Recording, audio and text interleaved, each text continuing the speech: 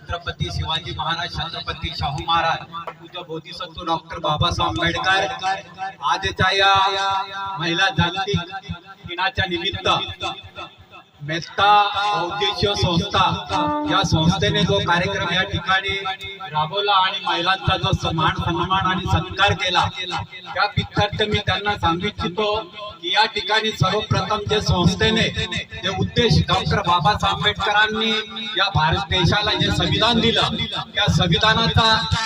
जो मसुदा आहे तो मसुदा या ठिकाणी स्टेजवर लावलेला आहे। सर्वप्रथम या मेहता फाउंडेशन बहुउद्देशीय संस्थेचा या ठिकाणी मी अंतःकरणाने आभारी आहे, ऋणी आहे। त्याप्रमाणे अनेक आमच्या महिलांनी या ठिकाणी उदाहरण दिलेलं आहे। आता आमच्या नायब तहसीलदार मॅडम यांनी या ठिकाणी सांगितलेलं आहे की आपला ज्या स्वातंत्र्याच्या काळाच्या अगोदर जी महिलांची जी अवस्था होती,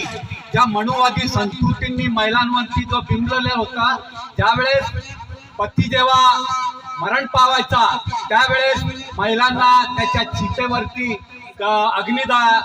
चितेवरती सोबत जायचं, असं जी मनुवादी संस्कृती या भारतामध्ये रुजवलेली होती आणि महिलांना कोणताच अधिकार नव्हता। ते अधिकार संविधानाच्या माध्यमातून डॉक्टर बाबासाहेब आंबेडकरांनी आपल्याला सर्वात प्रथम मिळवून दिला आणि या सर्वात भारताची पहिला महिला घरातून जे संस्कार पडले ते महात्मा ज्योतिबा फुल्यांनी आपली स्वतःची पत्नी घराच्या बाहेर शिक्षणासाठी पाठवले आणि त्यांनी अभ्यास केला आणि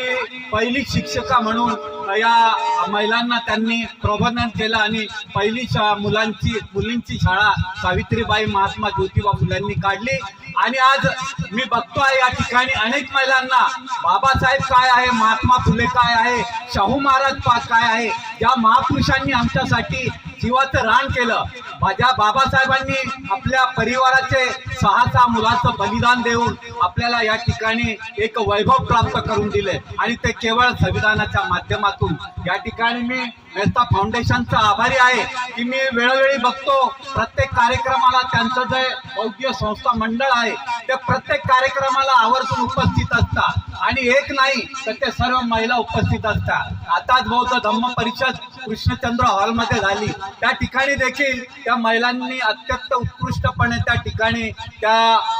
भंतेंनीचं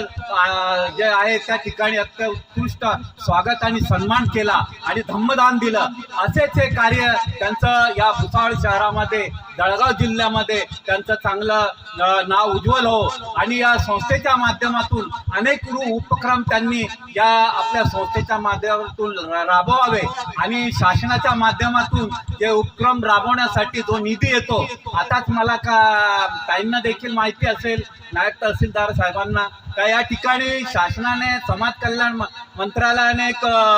सांगितलेलं आहे की बौद्धिक संस्था या संस्थेचा 10 लाख रुपये त्यांना निधी म्हणून त्यांना देण्यात येणार आहे। ते याचा देखील आपण कुठेतरी पाठपुरावा करावा आणि आपल्या संस्थेला ते 10 लाख रुपये कसे मिळतील आणि त्या 10 लाखामधून आपण संस्थेसाठी वेगवेगळे प्रबोधनात्मक कार्यक्रम कसे राबवून आणि गोरगरिबांना जे शिक्षणापासून वंचित आहे आणि ज्यांना राहण्याचं घर नाही, ज्यांची आर्थिक परिस्थिती आहे, अशा दुर्बल घटकातील मुलांना मुलींच्या शिक्षणासाठी त्यांनी तो निधी खर्च करावा आणि आपला कार्यक्रम राबवावा। त्यांनी या ठिकाणी या 2 महिलांचा सन्मान केला आणि मला देखील बोलण्याची संधी दिली। मी सर्वप्रथम मेहता बहुउद्देशीय फाउंडेशनचं बहुउद्देशीय संस्थेचं या ठिकाणी आभारी राहील आणि माझ्या स्मरणात हे दिवस कधी विसरणार नाही। जय भीम, जय बुद्ध, जय भारत।